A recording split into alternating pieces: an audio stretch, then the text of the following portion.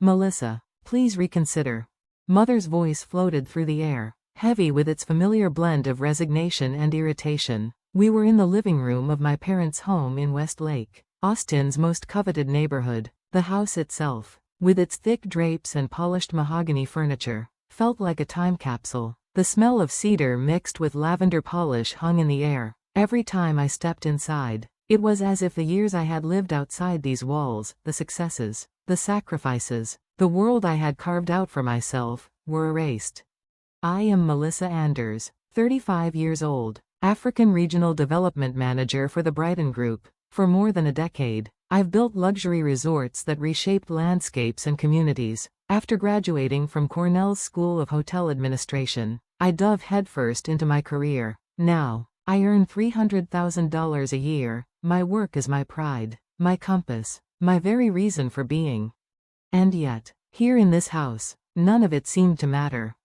Mother sat with perfect posture on the floral-patterned sofa, her pearls resting neatly against her blouse, her eyes brimming with unspoken judgment. Beside her was father, his arms crossed, his sighs cutting into the silence with all the weight of disapproval. My sister Ashley was there too, perched casually with the air of someone who had already won in the eyes of our parents. The Johnsons next door just had their third child, Mother said suddenly, her face brightening at the memory. Such a beautiful christening at St. David's Church. They shared the loveliest photos. Her words weren't just conversation, they were pointed reminders of what she believed I lacked. I adjusted my blazer and tried to ground myself. Mother, my work is my calling. Our projects in Africa provide thousands of jobs, support environmental conservation, and bring recognition to communities that were once overlooked. But before my words could settle, Father shook his head. His gray hair caught the sunlight, making him look older than I remembered. Life isn't just about work, Melissa. Family matters more than anything else. You don't have to be so far away to find purpose. There are opportunities right here in Austin. The script never changed. Every visit home, every dinner at Kaba's Italian Grill, every Sunday conversation after church, it always circled back to this. Ashley's life, with her husband Mark the banker and her two children, Emma and Lucas, was held up as the gold standard. I, despite everything I had achieved, was an anomaly, respected by strangers, yet misunderstood in my own home. My gaze wandered to the living room wall. Wedding portraits of Ashley glowed in their golden frames. Photos of Emma's ballet recital and Lucas's first day of kindergarten were displayed with pride. In comparison, the only image of me was my Cornell graduation photo, tucked away so discreetly it almost blended into the wallpaper. Newspaper clippings about my work were stuffed into drawers, too dangerous, Mother once said, to even look at. When the clock chimed, Mother rose briskly. Oh my, I'm late for the church meeting. We're discussing a new family support program. Her departure was abrupt, a clean break in yet another unresolved conversation. I stood there, the Texas sunlight spilling across the carpet, feeling as though the distance between this house and Africa wasn't measured in miles but in worlds. Royal Safari Experience. The words glowed against the massive conference room screen, and my breath caught. Brighton Group's latest project, a $1.5 billion ultra-luxury resort at the edge of Kenya's Masai Mara National Reserve, a sanctuary designed for the world's wealthiest elite, with room rates at $5,000 a night. Images filled the screen, Maasai warriors welcoming guests who arrived by helicopter, infinity pools that stretched into the savanna horizon, architecture that blended indigenous tradition with modern brilliance. CEO William Parker, tall and commanding, stood at the head of the room. Melissa, the success of this project rests on your expertise. His tone carried its usual authority but also a rare softness, an expectation uniquely reserved for me. As you know, this resort targets ultra-high net worth individuals. Luxury alone isn't enough. These guests seek authenticity. They want meaning, connection, an experience that cannot be bought twice. I nodded, flipping through market research reports. He was right. 87% of our target demographic valued authenticity over excess. They had already experienced every luxury brand imaginable. Our challenge was to create something deeper. The CEO crossed to the floor-to-ceiling windows, the Austin skyline rising behind him, the modern towers, woven among older stone buildings, reflected exactly what we sought to achieve, tradition and innovation coexisting.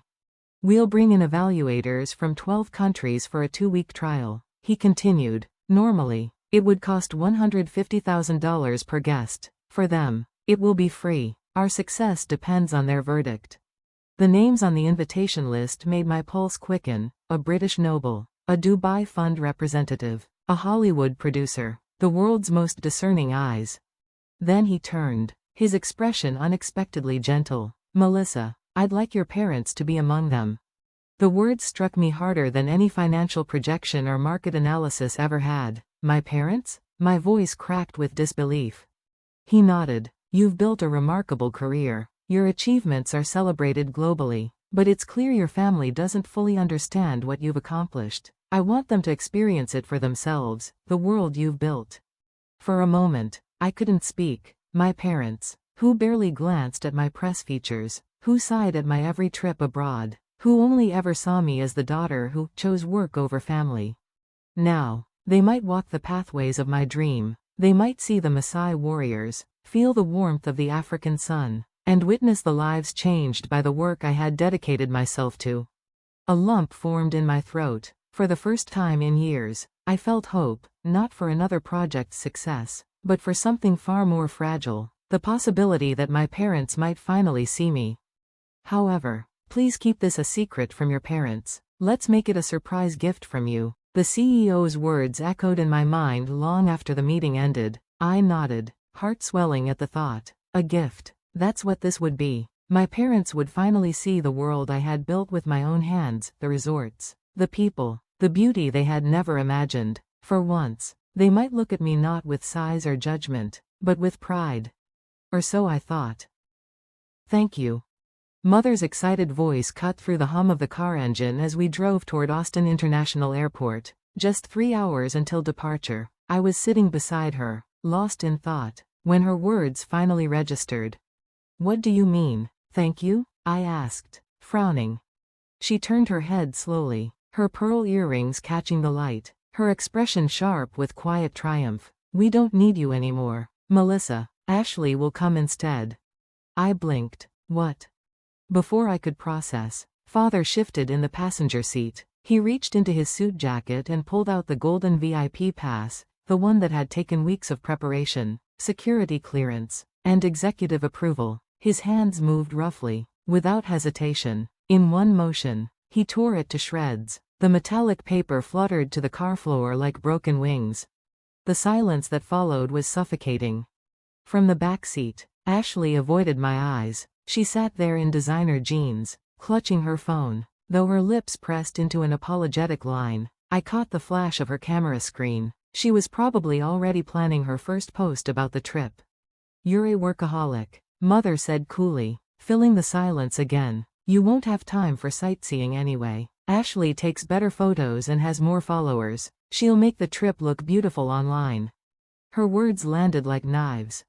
I turned to the window, staring at the Austin skyline bathed in morning sunlight. They had no idea what they were walking into. The Kenyan sunrise set the glass ceiling of Nairobi International Airport ablaze with golden light.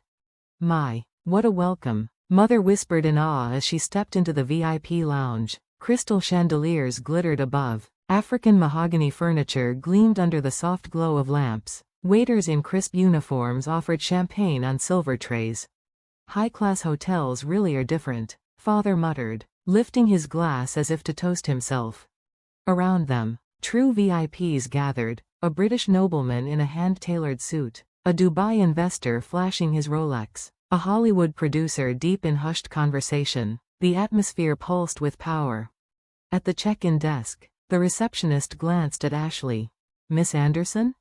Yes, Ashley chirped, confidence in her voice. The receptionist's smile faltered. Her fingers tapped the tablet again. Then again, she looked up, voice firm. Pardon me, but are you not Melissa Anderson? The room stilled. Conversation slowed. The air grew heavy. Mother stepped forward, composure cracking just slightly. I changed daughters. We're family. Surely that isn't a problem? Her words rang absurd in the marble hall. Brochures were passed around, pages listing the guests, a British noble, a Middle Eastern CEO, an Academy Award-winning producer. Melissa Anders, Brighton Group's African Development Director. Not Ashley, not mother, not father. Now, a BBC reporter announced smoothly, microphone in hand, "We'd like to hear from Melissa Anderson about her vision for this project." Mother froze. Then, with the desperation of someone clinging to a sinking ship, she blurted, "I'm her mother. I'll speak in her place." A wave of discomfort spread across the room. Photographers exchanged wary looks. Executives frowned. The nobleman's jaw tightened. "Wait," a voice thundered from the back. William Parker, CEO of the Brighton Group, entered with a cluster of executives. His expression was stone. "What is the meaning of this?" Mother's hands trembled. Sweat dotted her forehead. Ashley's fingers shook as she scrolled her phone. "This," Parker continued, his tone cutting through the silence, "is not a family vacation. This is a $1.5 billion project. Africa's future rests on this work." The Dubai investor barked into his phone, "Cancel the deal. This is chaos." The British nobleman scowled. "We flew here for professionalism, not this circus." The Hollywood producer smirked. "Write this down. The Betrayed Billion. Great title for a documentary." On social media, hashtags erupted within minutes. Hashtag Royal Safari Scandal. Hashtag Gatecrashers at Billion Resort. Hashtag Family Impersonation. Ashley stared at her screen, face draining of color. Her follower count plummeted in real time. "It's Melissa's fault," Mother shrieked suddenly, pointing. "She should have told us better. She tricked us." The words only deepened the silence. The lounge doors swung open. A team of Brighton Group's legal officers entered, badges glinting. Parker's voice was cold now, almost pitying. "You've humiliated this company, your daughter, and yourselves. You will return home immediately." The luxury hotel lobby buzzed with whispers as my parents and Ashley packed under the sharp eyes of security. Their emergency return flights and cancellation fees totaled $220,000. The printed bill lay between them like a gravestone. Father stared at it blankly. This isn't what we." Mother sat motionless, lips pressed white. Ashley whispered, "I've lost 100,000 followers already." When the hotel doors opened, Africa's harsh sunlight poured in, exposing their shame for all to see. They walked out, small and defeated, like shadows. A month later, back in Austin, the dust had barely settled, yet for me, the storm had reshaped everything. "The board values how you handled the crisis," Parker said one afternoon. "You remained professional when others would have broken. That's true leadership."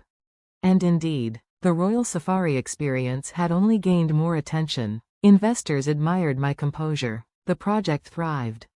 But one evening, my doorbell rang. "Melissa?" Mother's voice was fragile, stripped of arrogance. Father stood beside her, holding a paper bag from Caba's Italian grill. The smell of lasagna filled the hallway, my favorite since childhood.